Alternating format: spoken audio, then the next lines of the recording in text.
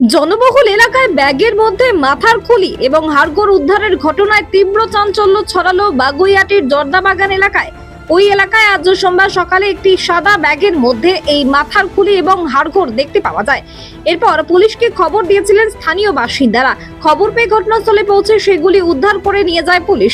প্রাথমিকভাবে অনুমান করা হচ্ছে এগুলো সম্ভবত মেডিকেল রিসার্চের বস্তু হতে পারে। তবে সাত সকালে জনবহুল এলাকায় মাথার খুলি এবং হাড়গোড় উদ্ধারের ঘটনায় এলাকা জুড়ে যথেষ্ট আতঙ্ক ছড়িয়েছে।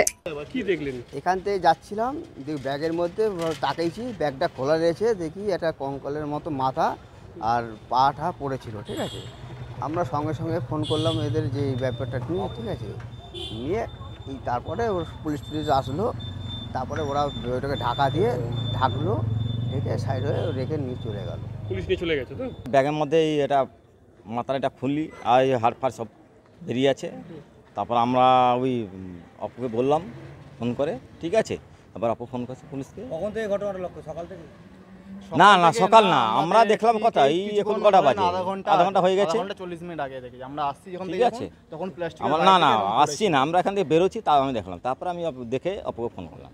তারকেশ্বরের সর্বপ্রথম মডিউলার ওটি-যুক্ত hospital Tarakeswar Apollo multi speciality hospital. যোগাযোগ নাম্বার 03212276400 অথবা 9474147604।